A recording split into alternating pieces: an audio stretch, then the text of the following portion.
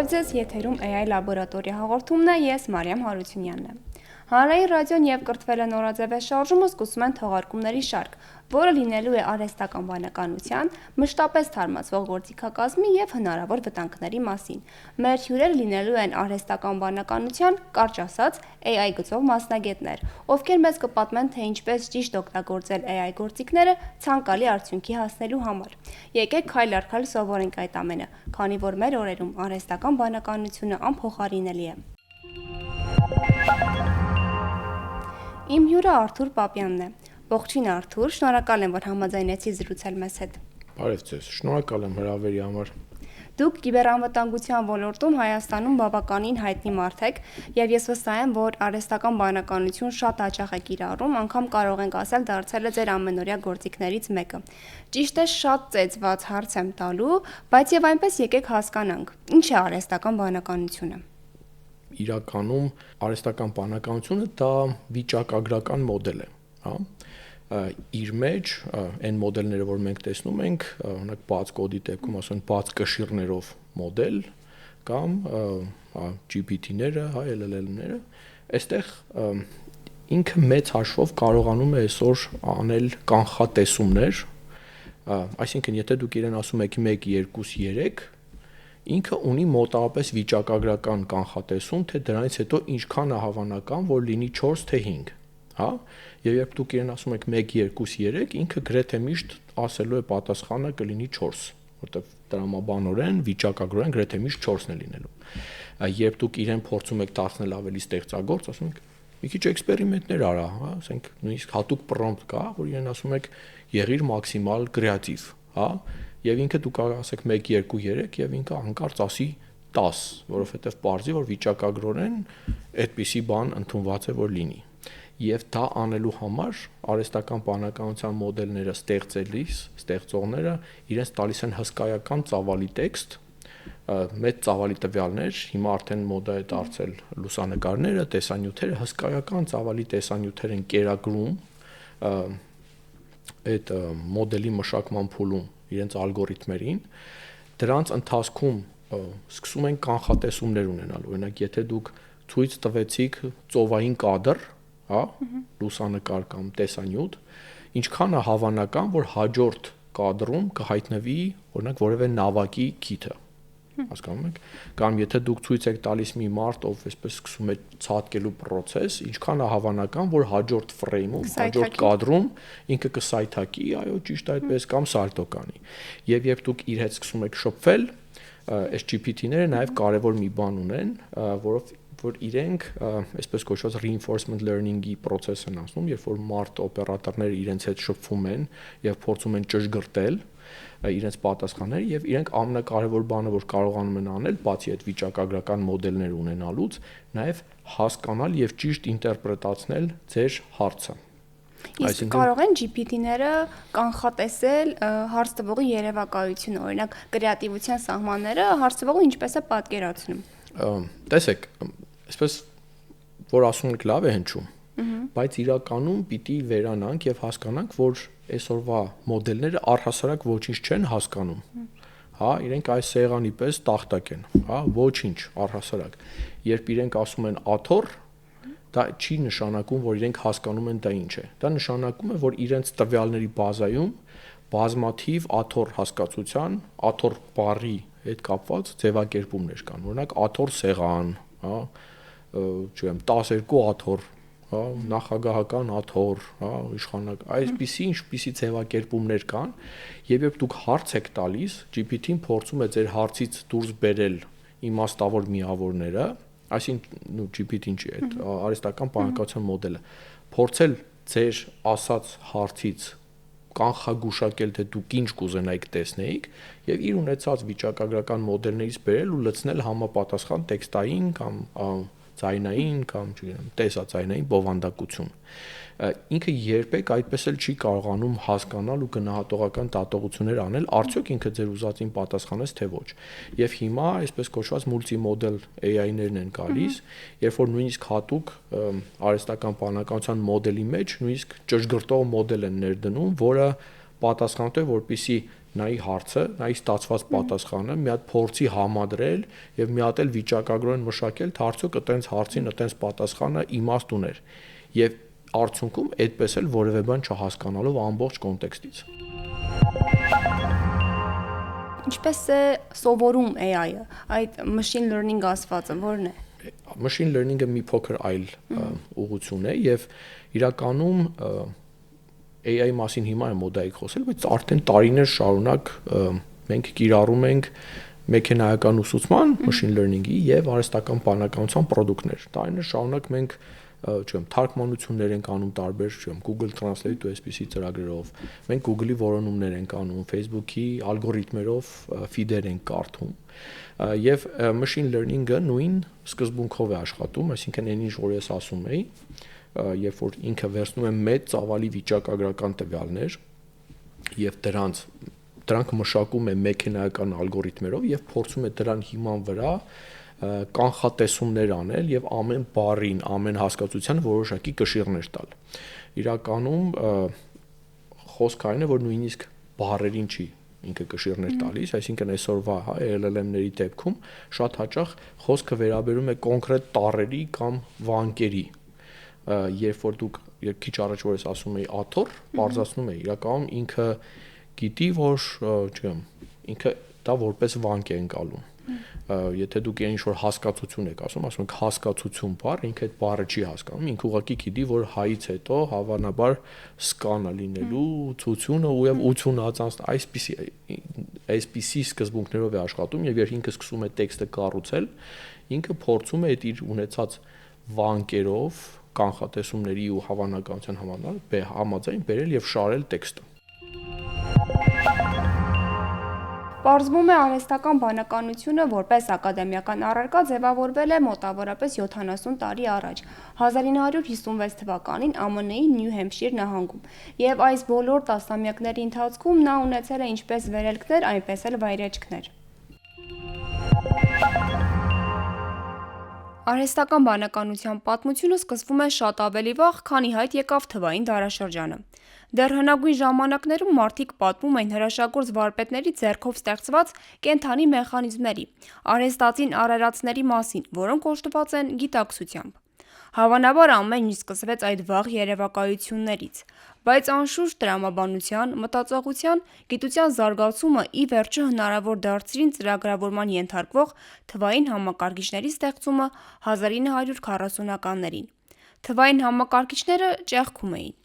Հիմնված մաթեմատիկական տրամաբանության վրա այդ սարքը գիտնականներին մղեց մտածել. արդյոք հնարավոր չէ ստեղծել էլեկտրոնային ուղեղ։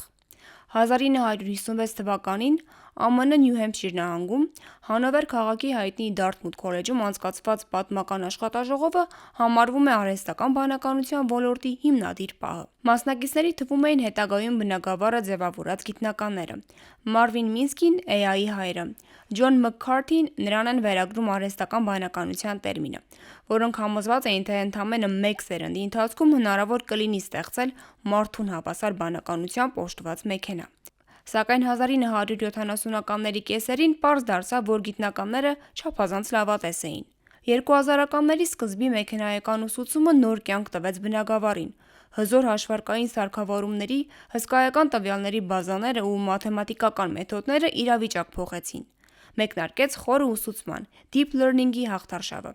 Այս մոտեցումը գերազանցեց նախորդներին։ 2017 թվականը դարձավ նոր շրջադարձային պահ։ Ներկայացվեց Transformer ճարտարապետությունը կամ Transformer մոդելի կառուցվածքը, հեղափոխական նորամուծություն։ Այն հատուկ ձևով մշակված նեյրոնային ցանցի մոդել է, որը հնարավորություն է տալիս համակարգին արդյունավետորեն մշակել եւ հասկանալ մեծ ծավալի տեքստեր, միաժամանակ նկատի ունենալով բառերի իմաստային կապերը ամբողջ նախադասության կամ տեքստի շրջանակում։ Transformer-ի շնորհիվ հնարավոր դարձավ ստեղծել գեներատիվ AI հավելվածներ, այսինքն շրջաններ, որոնք ստեղծում են նոր բովանդակություն, տեքստեր, պատկերներ, երաժշտություն կամ կոդ։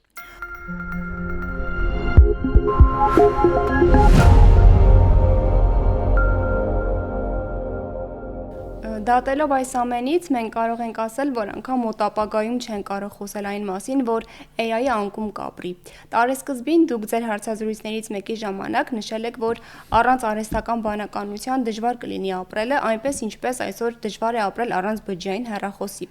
Հետաքրքիր է դուք հիմա նույնպես այդ կարծիքին եք։ AI-ը դարձել է շատ կարևոր գործիք ինձ համար,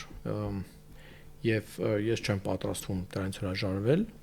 Ավելին, ես նույնիսկ ինձ այդ աշխատող մարդկանց եմ հորդորում, ասում եմ անպայման նաև փորձեք արհեստական բանականությամբ դա գործել, որովհետև ես համարում եմ, որ դրա դեմ պայքարելը անիմաստ է։ Ճիշտ այնպես, ինչպես իմաստ չունի բոլորին համոզել, որպեսզի սեպագիր արձանագրություններով այսօր նամակ գրեն, որովհետև եթե կան նոր տեխնոլոգիաներ, որոնք շատ արդարացնում են իրենց գոյությունը եւ ավելի արդյունավետ են դարձնում մեր կենսագործունեությունը, դրանից հրաժարվելն իմաստ չունի։ Բայց այստեղ կարևոր է հասկանալ, որ նպատակը այս AI ընկերությունների այն է, որպեսզի ստեղծեն այսպես կոչված սուպեր բանական արհեստական բանականություն, հա, գերբանական։ Այսինքն այնպիսի արհեստական բանականություն, որը ոչ թե կանի իմ նկարագրած այս պարզ վիճակագրական վերլուծությունը եւ դրա տրանսֆորմերների միջոցով արտածումը մարդուն հասկանալի ձևով, այլ իսկապես կհասկանա ինչ է անում։ Այդ ուղղությամբ հիմա դուք տեսնում եք, որ վիդեո գեներատորներն են շատ ուժեղ զարգացնում, ինչու՞։ Որովհետեւ մեզ կարևոր է, որպեսզի արհեստական բանականության մոդելները կարողանան ընկալել իրական աշխարհի ֆիզիկան, հա։ Էլի գալով են իմ աթոռի օրինակին, իրենք կարողանան հասկանալ, որ աթոռ առարկան ինչպես է շարժվում տարածության մեջ, ինչ հատկություններ ունի, երբ ընկավ, շուռ եկավ, հա, եւ դրա համար այսօր շատ կարեւոր է, որ ներդրումներ են արվում հատկապես վիդեո գեներացիայի մեջ։ Բայց տեխնիկապես դա հնարավոր բան է։ Դա հնարավոր է եւ դա արվում է, որպեսզի վաղը արհեստական բանականության մոդելները, եթե նույնիսկ սուպեր բանական արհեստական բանականություն չստեղծի, միևնույն է, այսօրվա մոդելները արդեն տեղադրվեն ռոբոտացված սարքերի մեջ եւ միայն այդ դեպքում մենք հնարավորություն կունենանք խոսել այն մասին, որ արհեստական բանականությունը սկսում է իր ծախսը հանել, որովհետեւ ոչ թե OpenAI-ը ստիպված կլինի հույսը դնել, որ մենք իրեն ամիսը $20 կտանք, այլ ինքը կկարողանա ամիսը $2000 աշխատողին փոխարինել ռոբոտով։ Շարունակելով այս թեման, եկեք մի փոքր վախեցնենք մարդկանց։ Ի վերջո արհեստական բանականությունից այսքան կախված լինելը հնարավոր է, որ շատ ավելի խորանա։ Այո, շատ ավելի խորանալու է եւ խորանում է։ Իրականում ամենից սկսվել է նրանից, որ մենք այսքան կախված ենք հեռախոսներից, սոցիալական ցանցերից, զվարճանքի միավորներից։ Ես նույնիսկ այսօր համարում եմ, որ մենք գործ ունենք ոչ թե բանական մարդու հետ, այլ զվարճացող մարդու հետ։ Այսինքն այսօր դու երեխայի ձեռքից երբ հեռախոսը փորձում ես տանել, ինքը չի կարողանում գործել։ Այսօր երբ դու մարդուն ասում ես 2 րոպե կանգնի հանգիստ, ինքը վատ է զգում եւ սկսում է հեռախոսը դուրս քաշել։ Այսինքն մենք արդեն այդ իրականության մեջ ենք եւ ուղղակի այստեղ խոսքը գնում է արդյոք մենք կկարողանանք իրեն ավելի որակով զվարճանք ապահովել։ Եվ այս առումով իրականում ես նույնիսկ հնարավորություններ եմ տեսնում մեդիա ոլորտի, ստեղծագործական ոլորտի մարդկանց համար, բայց այստեղ էլ վերապահումներ կա, այսինքն մարդիկ ունենալու են շատ ավելի ու ավելի շատ ազատ ժամանակ եւ այդ ազատ ժամանակը նվիրելու են ինչ-որ բան սովորելուն, զվարճանալուն, հա, չձանձրանալուն։ Խոսեցիք սովորելուց եւ հստակ է այն, որ ամեն ամիս AI-ը նոր գործիքակազմ է ունենում եւ հներն էլ թարմացվում են, ժամանակակից լեզվով ասած update են լինում։ Ես շատ կցանկանայի, որ դուք հիմա որևէ prompt ցույց տայիք, որպեսզի մեզ լսողները եւ դիտողները տեսնեն եւ նոր բաներ սովորեն։ Շատ լավ։ Հանուն արդարության մի բան ասեմ, 1-2 տարի առաջ բոլորը խոսում էին այն մասին, որ AI-ի հետ շփվելու համար պետք է հատուկ տիպի հարցումներ իրեն անել, prompt-ներ, prompt-ը իրականում թարգմանվում որպես հուշում հարցում։ Եվ նույնիսկ ամբողջ դիսցիպլինա էր ստեղծվել prompt engineering, այսինքն հարցումների ստեղծման մեխանիզմ։ Պետք է հասկանանք, որ AI արտադրող ընկերությունները ամեն ինչ ուզում են անել այդ prompt-ներից ազատվելու համար, որովհետև դա իրենց խանգարում է, որովհետև բնական չի, հա, որ դու AI-ի հետ շփվելիս ինչ որ հատուկ ձևի մտածես, որ այսպիսի prompt պիտի տամ։ Ուստի երկու խնդիր է իրար բախվում։ Առաջինը քիչ առաջ ասում էի, չէ, որ դու երբ որ հարց ես տալիս, ինքը այդ հարցը օգտագործում է որպես կոնտեքստ։ То есть այդ հարցը վերցնում է որպես սկիզբ, որի հիման վրա պիտի կառուցի քո պատասխանը։ Եվ հետեւաբար ինչքան մանրամասն է քո հարցը, ինչքան շատ են այնտեղ առանցքային իմաստավոր բառեր, այդքան դու օգնելու ես AI-ին ճիշտ կանխատեսել, թե քեզ ինչ պատասխանի։ Բայց մյուս կողմից այնպես չի, որ օրինակ մենք միասին հանդիպեցինք, հա, մի շուտ բան զրուցեցինք, պիտի այդ զրույցը բնական լինի։ Ես չեմ կարողանալու ձեզ հանդիպելուց ասեմ պատկերացրու, որ դու ինչ որ ֆանտոմային կամ քվանտային ֆիզիկայի մասնագետ ես եւ ինձ պատասխանի այդ դերից, դա անբնական է, չեք ասում, գժվեց իր այախպես, ինչ ես ասում։ Եվ հետեւաբար հիմա ամեն ինչ արվում է, շարժվում է այն ուղղությամբ, որpիսի երբ դուք ինչ որ բան եք հարցնում, ինքը իր ներքին մոդելների հաշվին դա վերածի AI-ի համար առավել հասկանալի, ընկալելի պրոմպտի, ինքը իր մեջ անի այդ աշխատանքը եւ հետո դրանից բխեցնի համապատասխան պատասխանը։ Հետեւաբար հարց տալուց, պրոմպտ տալուց պիտի իրեն փորձես մի քիչ ուղղորդես ինչ ուղղությամբ շարժվի։ Օրինակ, եթե խոսում ենք սովորելու մասին, հա, իրեն կարող ենք ասել, պատկերացրու, որ դու շատ լավ ես տիրապետում քվանտային ֆիզիկային, հա, գրենք։ Սրանով մենք սահմանում ենք, թե ինքը ինչ տեսակետից խոսի։ True, որ դու քվանտային ֆիզիկայի մասնագետ ես։ Հաջորդը մենք փորձենք իրեն ասել, թե ինքը ում հետ է շփվում, որտեվ ինքը չգիտի, հա։ Ենթադրենք, ասենք, պատկերացրու, որ խոսում ես 16 տարեկան դպրոցականի հետ։ TikToker-ի հետ։ Կամ TikToker-ի,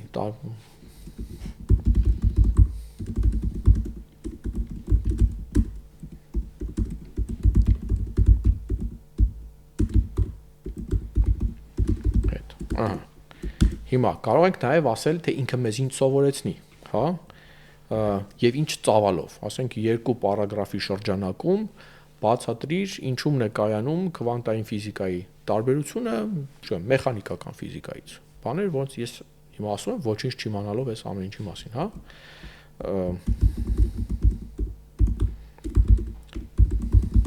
Այսինքն ասացինք ինչ ծավալով պատասխանի, շրջանակում բացատրիր քվանտային ֆիզիկայի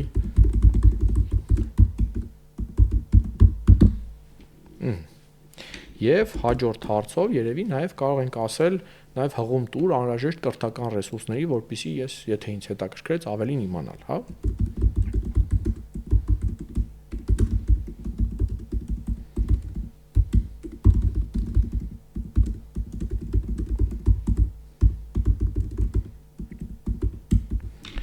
Այսպես ասած, պրոմպտը կառուցված է, բավական կոնտեքստ ենք տվել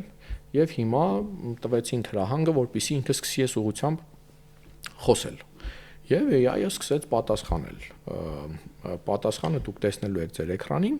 եւ նաեւ ինքը տրամադրեց մեծ քանակի կրթական ռեսուրսներ, այդ թվում Խան ակադեմիայից, որտեղ շատ լավ քվանտային ֆիզիկայի դասընթաց կա, եւ մի շարք YouTube-ում հետաքրքիր հղումներ։ Այսինքն սա հենց այն է, ինչի մասին խոսում էինք, բայց ապագայում կանխատեսվում է, որ դու նույնիսկ ստիպված չես լինելու այսքան պրոմպտ տաս, հա։ Դու ապագայում ուղղակի ասելու ես, ուզում սովորեմ քվանտային ֆիզիկան ինչ է, եւ ինքը այս ամբողջը, այս գործողությունները բաժանել ինչ իմանալով քեզ քո մակարդակը դրանից կոնտեքստից է բխեցնելու եւ ինքն է ըստ դրան որոշելու ինչ ավելացնի։ Շնորհակալ եմ։ Մենք փորձեցինք բացատրել, թե ինչ է արհեստական բանականությունը, ընթացքում վախեցրինք վերունկնդրին, բայց հետագայում վախը անցավ եւ որ ամենակարևորն է սովորեցինք արհեստական բանականության հետ աշխատելու նոր պրոմպտ կամ հուշում։ Սա ամենից կարևոր հատվածն էր մեր հաղորդման, քանի որ մենք փորձում ենք մարդկանց սովորեցնել, թե ինչպես ճիշտ օգտագործել արհեստական բանականությունը։ Ես հիշեցնեմ, որ մեր հաղորդման գործընկերը կրթվել է նորաձև շարժումն է, իսկ մենք կհանդիպենք մյուս շաբաթ եւ կխոսենք չաթբոթերից։